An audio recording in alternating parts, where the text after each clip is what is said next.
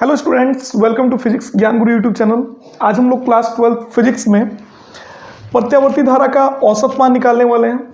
इससे पहले वाले वीडियो में हमने प्रत्यावर्ती धारा का वर्ग माध्य मूल मान निकाला था।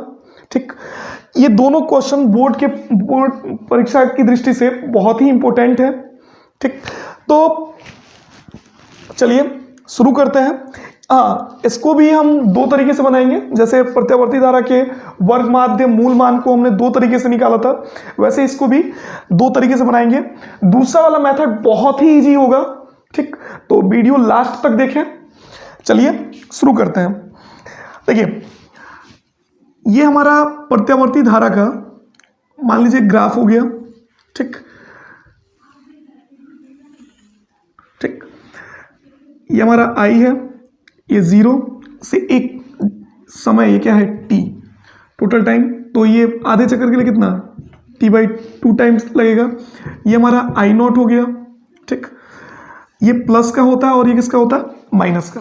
अब सुनिए, ये जितना प्लस में होगा उतना ही नीचे कितना होगा, माइनस का। पहले प्रत्यावर्ती धारा का मान क्या हो गया, बढ़ता गया बढ़ता गया बढ़ता गया, फिर घट रहा है, घटता गया, फिर नीचे घटता गया, फिर क्या हो रहा है, बढ़ता जा रहा है।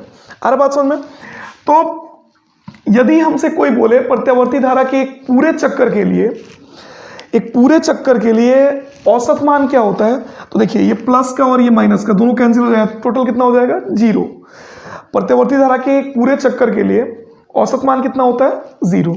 ठीक, तो हम प्रत्यावर्ती धारा का औसत मान निकालेंगे कहाँ तक, एक आधे चक्कर के लिए निकालेंगे, यानी 0 से t/2 तक। कहाँ तक निकालेंगे, 0 से t/2 तक। तो चलिए शुरू करते हैं। देखिए, चूंकि प्रत्यावर्ती धारा का समीकरण, प्रत्यावर्ती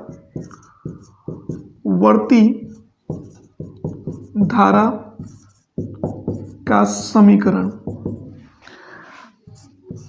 I बराबर होता है I0 साइन ओमेगा टी। ठीक, यदि हम इसका औसत निकालें, औसत धारा कितनी हो जाएगी, I एवरेज इक्वल टू क्या हो जाएगा, इंटीग्रेशन 0 से t/2 तक। ठीक, कहाँ तक निकालेंगे, क्योंकि एक t नहीं ले सकते आप, t लेंगे तो क्या हो जाएगा, 0 हो जाएगा। ठीक, तो कहाँ तक, t/2 तक। फिर क्या चीज़, I dt बटा लिमिट, अपर लिमिट यानी कि t/2 माइनस लोअर लिमिट। ये औसत का फॉर्मूला था हमारा। ठीक, कल भी हमने यूज किया था। अब देखिए, तो I0 इक्वल टू इंटीग्रेशन 0 से t/2 तक। ठीक, I का वैल्यू कितना है, I0 sign omega T dt। ठीक, ये कितना हो जाएगा, ये 2 ऊपर चला जाएगा तो ये 2/t हो जाएगा। ठीक है, अब देखिए I0 कांस्टेंट है, क्या हो जाएगा, बाहर आ जाएगा, सॉरी ये I होगा, I एवरेज। ठीक, तो I एवरेज बराबर कितना हो गया हमारा,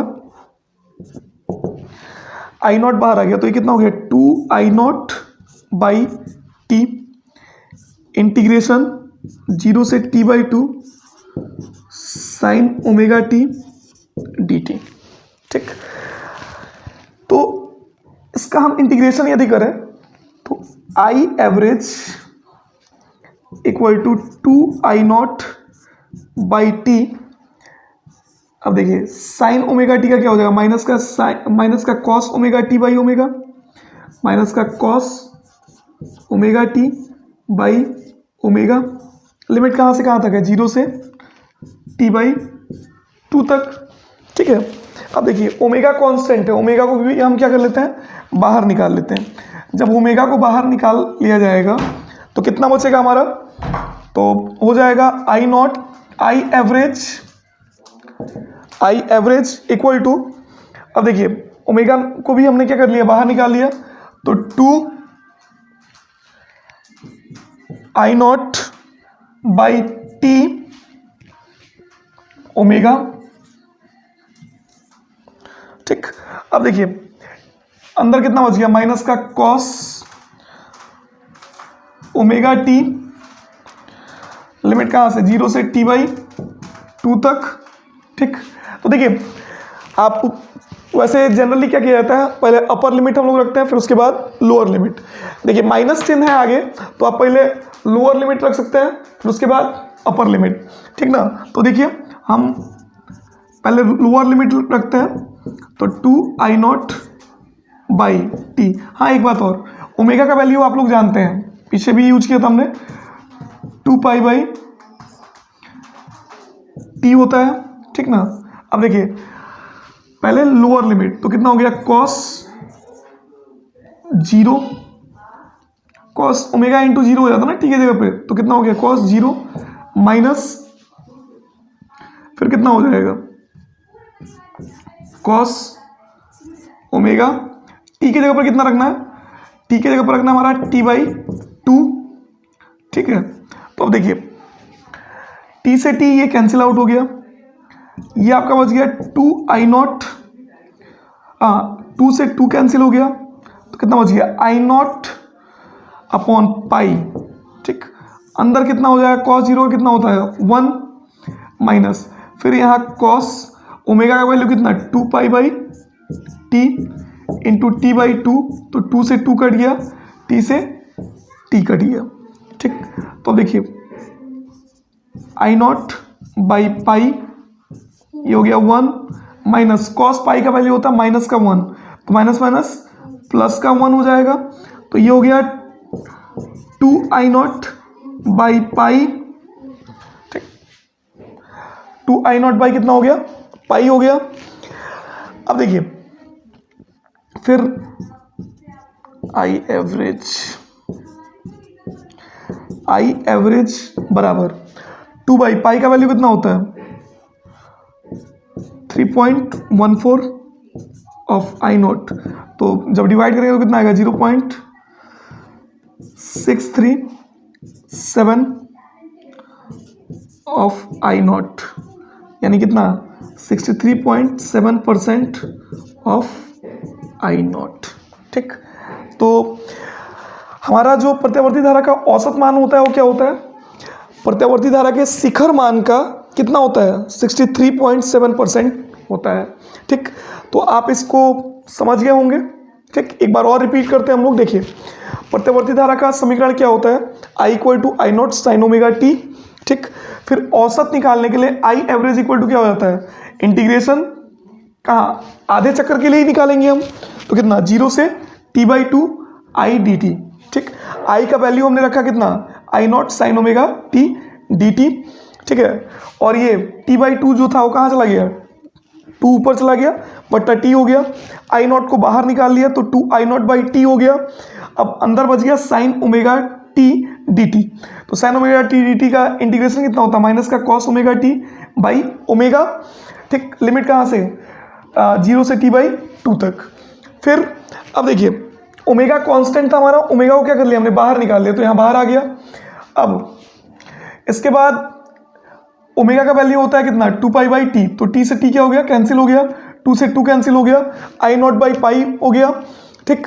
अब पहले माइनस साइन था तो हमने पहले लोअर लिमिट रखा, तो क्या हो गया cos 0 minus cos omega into t/2, तो cos 0 का वैल्यू 1 cos 2 पाई/t, ओमेगा का वैल्यू कितना 2 पाई/t और ये t/2, तो t से t कैंसिल, 2 से 2 कैंसिल, cos पाई का वैल्यू होता है माइनस का 1, तो यहाँ भी माइनस है, माइनस माइनस प्लस, यानी कितना हो जाएगा 2 हो गया। अब देखिए ये 2 को हमने बाहर लिया तो 2I0/पाई, जब 2 में पाई से भाग दिया यानी 3.14 से भाग दिया तो कितना आ गया 0.637% ऑफ I0, ठीक।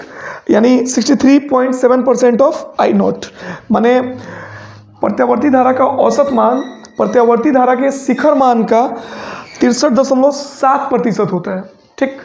तो इसको नोट कर लीजिए। फिर हम लोग दूसरा मेथड देखते हैं। चलिए अब इसका सेकेंड मेथड देखते हैं हम लोग। सेकेंड मेथड थोड़ा ध्यान दीजिएगा।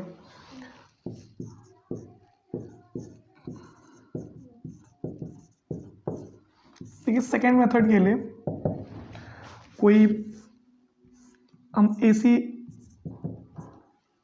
सर्किट ले लेते हैं, ठीक। इसमें करंट जो फ्लो हो रहा है कितना होता है I0 sin ओमेगा टी। ठीक, देखिए मान लेते हैं, पहले हम एज्यूम कर लेते हैं कोई मतलब कांस्टेंट करंट इसमें फ्लो हो रहा है, जिसके कारण क्या हो रहा है, क्यू चार्ज मतलब पास हो रहा है। क्या हो रहा है, क्यू चार्ज।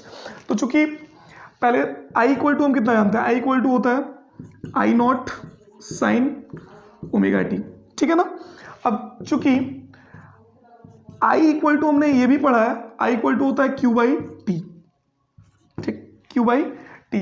तो यहां से क्यू इक्वल टू कितना हो जाएगा, 0 से टी बाई 2 टाइम्स में कितना चार्ज पास होगा इस सर्किट से, जो कांस्टेंट करंट है 0 से टी बाई 2 टाइम में, कितने में, 0 से टी बाई 2 टाइम में कितना करंट कितना चार्ज फ्लो होगा।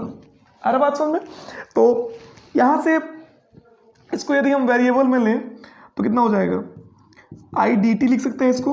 अब लिमिट क्या लेंगे हम, तो 0 से टी बाई 2, 0 से टी बाई 2, ठीक है, 0 से कितना, टी बाई 2, ऐसे 0 से टी बाई 2, और क्या है, आई डी टी वेरिएबल में हो जाएगा, ठीक है ना। तो आई का वैल्यू हमारे पास कितना है, तो आई का वैल्यू है हमारे पास I nought sine omega T D T हो जाएगा ये।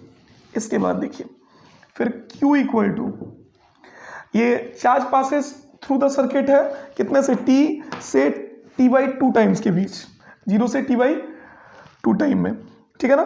तो I कांस्टेंट हमारा बाहर निकाल लिया हमने। जब इंटीग्रेशन किया इसका, साइन ओमेगा टी का क्या आ गया, माइनस का cos omega T by omega, limit कहाँ से कहाँ, 0 से T बाई 2। हाँ, इसको बाहर ले आइए तो आई नॉट बाई कितना हो जाएगा, ओमेगा। हाँ, फिर इसको जब आपने सॉल्व किया था लिमिट लेकर के, तो याद हो यदि, तो 2 आया था। इसको जब सॉल्व किया था पीछे कितना, माइनस का कॉस ओमेगा टी, लिमिट 0 से T बाई 2 को सॉल्व किया था तो कितना आया था, 2 आया था, ठीक ना। तो जब 2 आया था, एक काम करो यार, देख ही लो आप 2 कैसे आया था। तो पहले माइनस का साइन है, लोअर लिमिट रखते हैं हम लोग, तो कितना हो गया, कॉस 0 माइनस अपर लिमिट यानी कि कॉस ओमेगा टी की जगह पर कितना, T बाई 2, ठीक है ना। तो अब देखो ये कितना हो जाएगा, आई नॉट ओमेगा का कितना, 2 पाई बाई टी, ठीक। ये देखो ये हो गया 1 माइनस कॉस ओमेगा को कितना लिख सकते हो, 2 pi by T into T by 2, 2 से 2 कट गया, टी से टी कट गया, ठीक है ना। अब यहाँ देख लीजिए तो ये कितना हो जाएगा, Q इक्वल टू हो गया I nought upon 2 pi into T, ठीक है। और यहाँ कितना हो जाएगा,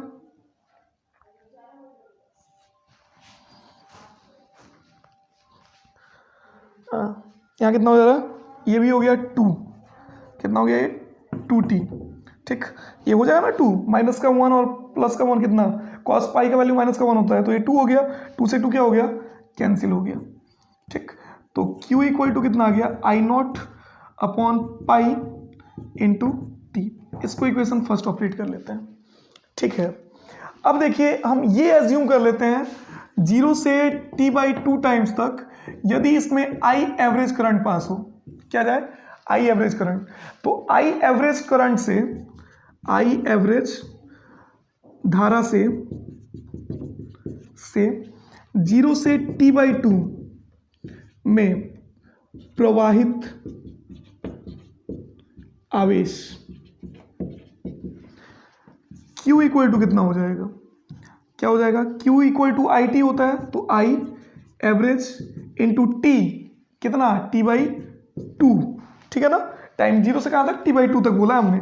Q का वैल्यू हमने निकाल रखा है कितना, I nought upon pi into T बराबर I average into T by 2, तो T से T कैंसिल, फिर हमारा आई एवरेज कितना आ जाएगा, इधर देख लेते हैं।